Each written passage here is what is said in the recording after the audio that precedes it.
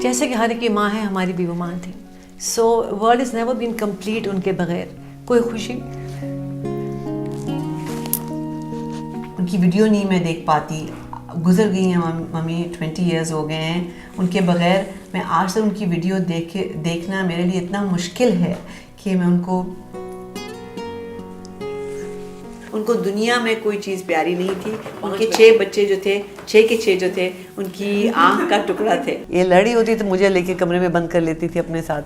She used to treat me like that. हम लोग मरी बोर्डिंग स्कूल, हम तीनों बहनों को उन्होंने भेज दिया फॉर आर बेटरमेंट के दे डिड नॉट वांट कि हम ज़्यादा फिल्मी सर्कल के साथ हमारा मिलना जुलना हो। और अब अम्मी का तो बस नहीं चलता था, बिकॉज अम्मी को तो था कि मेरे बच्चे, हमारे घर में भैंसें थीं तो देसी घी और देसी खाने, शी कुड नॉट हेल्प के बच्चे चले गए। तो एक दिन हमारे भाई थे इस्लामाबाद में, तो गाड़ियों में वो पूरी स्कूल में हमारे ये था कि एक बच्चे के लिए खाना नहीं आ सकता था कुछ भी, तो पूरे स्कूल के लिए लीचियों के कार्टन, पूरे स्कूल के लिए शरीफों के कार्टन, पूरा स्कूल, मतलब कितनी क्वांटिटी में वो भेजती होंगी। और एक दफ़ा तो मुझे किसी ने कहा कि आपको कोई मिलने आया मिडिल ऑफ द वीक, ना सर कौन आएगा। तो मैं चलती हुई ऊपर आ रही थी तो मैंने देखा गार्ड की डिक्की में 3 बकरे थे। वो 3 बकरे सदके के लिए आए थे कि अम्मी ने को ख्वाब देख लिया था। और वो सदके के बकरे पूरे स्कूल ने खाए। और हम तीनों को स्पेशल खाना मिला, उनके वो 3 बकरे आए थे बिकॉज वो अम्मी ने रात को ख्वाब देख ली थी। तो अगर आम है, सीज़न आमों का, तो वो आम इमेजिन करें कि क्वांटिटी में पूरे स्कूल के लिए आ रहे थे कि पूरा मेरे बच्चे भी खाएंगे, पूरा स्कूल खाएगा तो मेरे बच्चे भी तो खाएंगे ना। माँ बाप के लिए अल्लाह वसाई और दुनिया के लिए मलका तरन्नुम नूरजहां, जिसके फन और आवाज के जादू को पूरी दुनिया ने सराहा और माना भी। कहीं लता मंगेशकर बनी मदाह। फैंस तो शुमार के बाहर हैं, उनकी कोई गिनती नहीं, लाखों करोड़ों, देश में विदेश में। आप किसकी फैन हैं? मैं फैन तो अगर यहाँ के आप कहेंगे तो मैं नूरजहां जी की फैन थी, हूँ। कहीं शुबाना आजमी जैसी मंझी हुई अदाकारा के पास तारीफ के अल्फाज कम पड़ गए। जिस तरह इस दुनिया के पास सिर्फ एक सूरज है, एक चांद है, उसी तरह इस दुनिया के पास सिर्फ एक नूरजहान है। इससे ज्यादा कहने की ताकत मुझ में नहीं है। लेकिन सारी दुनिया की खुदाई और एजाजात एक तरफ, मलका तरन्नुम नूरजहां एक लाजवाब माँ भी थी। माँ एक ऐसा रिश्ता जिसकी कोई दर्जा बंदी नहीं, एक ऐसा लफ्ज जो अपने आप में ही मुकम्मल और भरपूर है। माँ माँ होती है। उनकी बरसी के मौका पर इनकी बेटियों ने अपनी वालदा को खराजे तहसीन पेश किया और अपनी माँ को याद करते हुए इनके बारे में बहुत सी बातें शेयर की। बचपन से ही मुझे अपनी अम्मी की जो आवाज़, जब मैं गाने सुनती थी, कभी भी मैं बाहर होती थी, बाज़ार में गुजरते, किसी और सर्कमस्टांसेस में, जब मैं उनकी आवाज़ सुनती थी और उनको देख नहीं पाती थी तो मैं बहुत डिस्टर्ब हो जाया करती थी। इसी तरह उनकी वीडियो नहीं मैं देख पाती, गुजर गई हैं मम्मी, 20 ईयर्स हो गए हैं उनके बगैर। मैं आज से उनकी वीडियो देखना मेरे लिए इतना मुश्किल है कि मैं उनको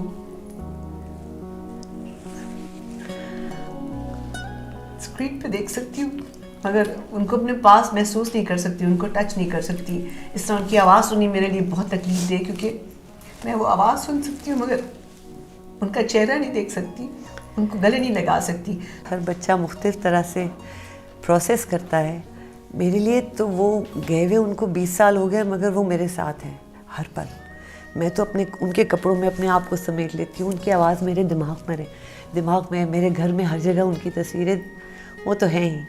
बट पिछले 20 साल से मैं उन पर काम कर रही हूँ। जो मेरा शो पिछले साल लगा था, शायद मुझे 18 साल लगे वो काम बनाकर लगाने के लिए। मुझे अपना आप उनसे जुदा महसूस नहीं होता कभी। That's what I've learned, or we've learned from our mother. She had the biggest heart. Whether वो बड़े अब्बा के घर जाना, उनकी वाइफ से मिलना, मेरे अब्बा के घर जाना, अम्मी से मिलना, उनका इतना दिल बड़ा था। हंस के जाती थी, हंस के आती थी, मिलजुल के रहती थी। हमें कभी एहसास हुआ ही नहीं कि हमारी कोई स्टेप मदर है या बड़े अब्बा की कोई स्टेप मदर हैं और भी कोई बड़े बहन भाई हैं जो हम एक नहीं। वो इतना मिलजुल के घुल मिल के रहती थी कि हम बिल्कुल उनके नक्शे कदम पे चलते रहे। और हमें इतना अजीब लगता है जब हम बाहर जाते हैं और लोगों की बातें सुनते हैं और लोग स्टेप ब्रदर्स एंड सिस्टर्स बोल रहे होते हैं, we get shocked because we can't identify with it. सुबह सुबह कपड़े इस्त्री करना, बेड पे लगाना, अब्बा को मौजे पहनाना। मुझे आज तक याद है, अम्मी मेरे अब्बा को मौजे भी खुद पहनाती थी, उनके लिए खाना बनाना। She was like a 16-year-old in love with my father, and this is what I saw till the day she passed away. वो बिल्कुल एक 16 साल की लड़की होती थी when she would meet my dad. She adored him even till her last breath. पहला करीना है मोहब्बत के करीनों में। ये माँ हमेशा बोलती भी थी, और उन दोनों के रिश्तों से ये आया भी है कि आखिरी दम तक, रात के 12 बजे तक एजाज साहब कब्रिस्तान में बैठे हुए थे to bury her, because the son, he was waiting for son. That is रिश्ता कैसे निभाते हैं, दोस्ती से, प्यार से, क्योंकि वो उनके बच्चों की माँ थी। तो all the advice used to come from him. Anything that had to happen when she was sick, जब वो बीमार थी, अब्बा की इजाज़त के साथ होता था, और आखिरी दम तक उन दोनों ने ये रिश्ता निभाया। मैं अपने आसपास देखती हूँ, छोटे बच्चे हैं, डिवोर्स हो रही है घर में, जो है उनका एटीट्यूड, हालांकि वो PhD किए हुए हैं, मास्टर्स किए हुए हैं, मैं देखती हूँ वो बच्चों पे लड़ रहे हैं और कस्टडी पे लड़ रहे हैं और बच्चे अफेक्ट हो रहे हैं। My parents were years ahead of their time. उस वक्त उनको इतना एहसास था कि हमारी सेपरेशन किस तरह होगी, हमारे बच्चे किस तरह बड़े होंगे, म्यूचुअल डिसीजन बनाना, कभी झगड़ा नहीं, कभी ये नहीं हुआ कि हम जो बच्चे हैं वो स्प्लिट हो रहे हैं कि माँ है या बाप है, दोनों को आपस में बच्चे भी लड़ाते हैं कभी कभी। सो हमें था कि our father was the ultimate authority. Every time we wanted to do something we had to ask our father. Our mother maintained this कि हम अपने बाप जो है वो हमारा सरबराह है, हम उन्हीं की से परमिशन लेके हर चीज़ करते थे। और हम यहाँ आगा खान अस्पताल में थे, तो एक दिन मैं ICU से निकली हूँ और एक आदमी बाहर खड़ा हुआ था। मुझे कहता है, बीबी मैं नवाबशाह से आया हूँ, मैं आर्मी में हूँ, मुझे पता चला मादाम की तबीयत ख़राब है, मैं पूछने आया हूँ सिर्फ कि इनको खून तो नहीं चाहिए। और उस दिन मुझे एहसास हुआ कि ये सिर्फ मेरी माँ नहीं है, that she belongs to everybody, कि वो इस नेशन को, जितने लोग इनको प्यार करते हैं, she belongs to all of them just as much. जब बाहर जाती थी शौक से, कभी हम लंदन जा रहे हैं, कहीं भी जा रहे हैं, जाते ही तीसरे दिन पाकिस्तान याद आ रहा है। अम्मा अभी तो हम यहाँ हैं, तो शुड भी नहीं, मुझे बस पाकिस्तान याद आ रहा है, घर चलो। और पाकिस्तान आते ही लिटरली वो ज़मीन को चूम रही होती थी कि मैं वापस वतन अपने आ गई। She loved Pakistan, she adored Pakistan and she was proud to be a Pakistani. अम्मी की डेथ से 3 साल पहले जब अमेरिका गई और 8 महीने वहाँ रहीं और बहुत बीमार और ICU में, and all she said was मुझे पाकिस्तान वापस ले जाओ। And I think when she touched down, I was not with her, Hina was.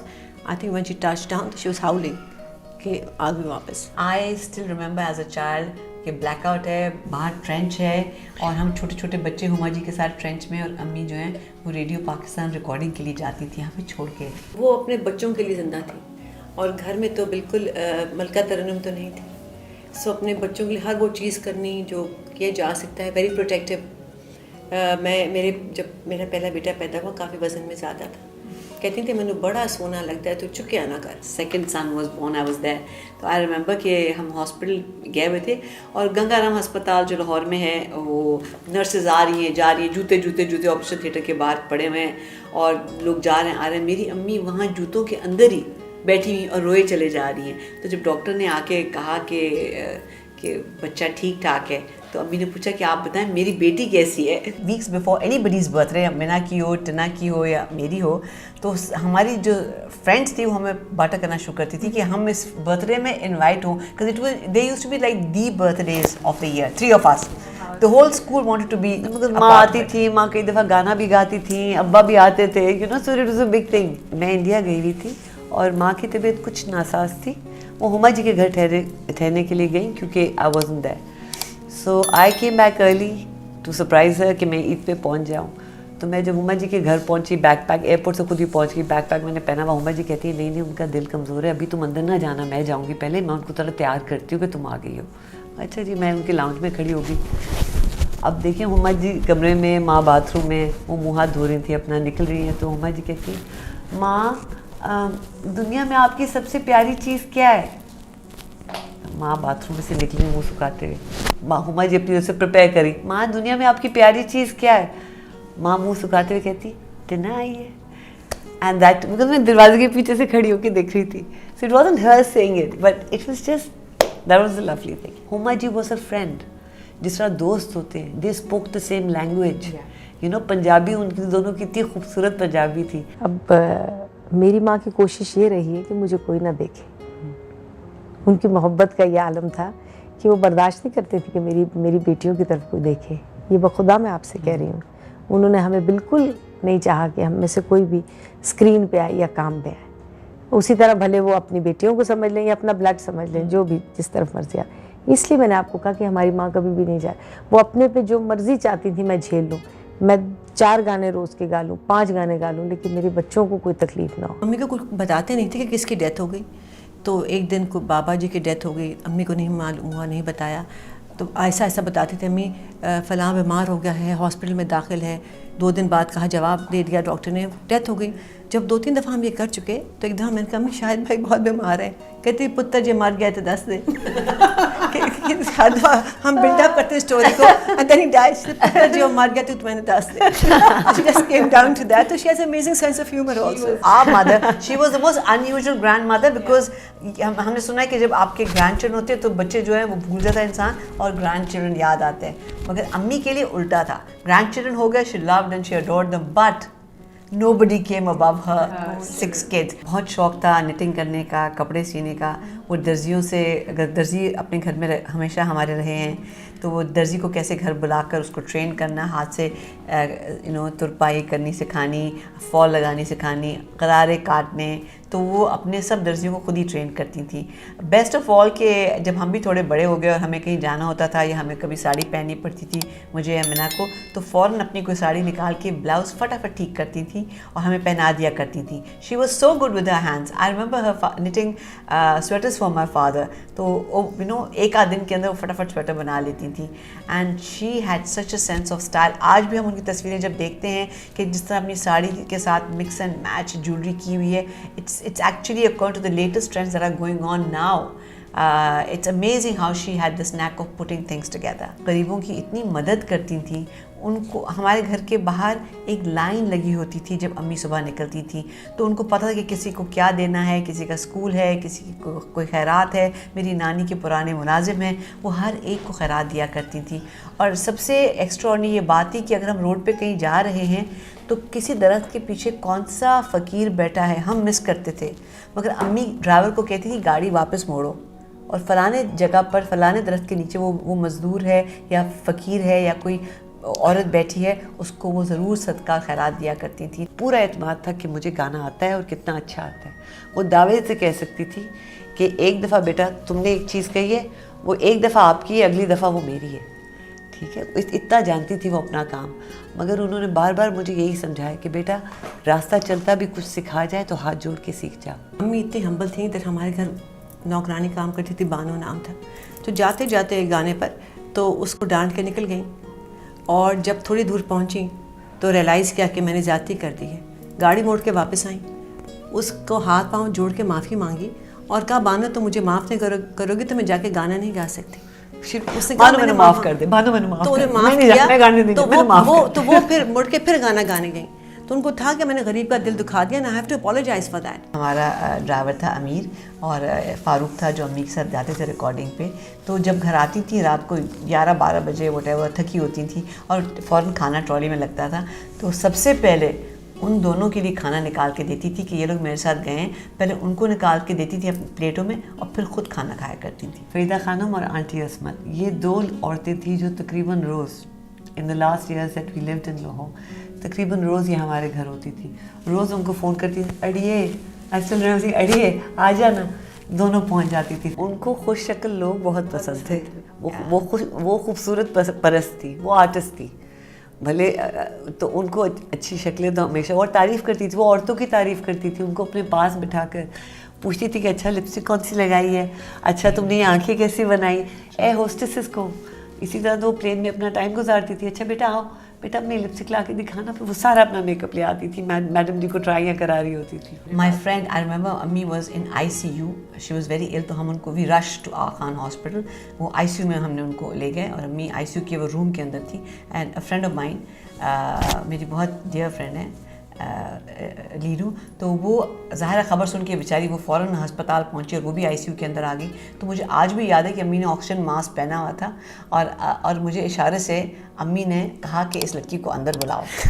अंदर बुलाओ उस वक्त में भी कि ये कौन बच्ची आई है खुश शक्ल, मेरे कमरे में आओ और उसको बुला के फिर उसको प्यार किया, उसको सराहा और कहा कि माशाल्लाह तो बहुत खूबसूरत हो। हेमा मालिनी को बहुत पसंद किया करती थी।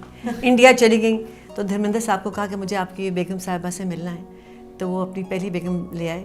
तो उन्होंने कहा बहुत खूबसूरत है पर मुझे हेमा मालिनी से मिलना है। तो उन्होंने अरेंज कर दिया कि आप जाएँ।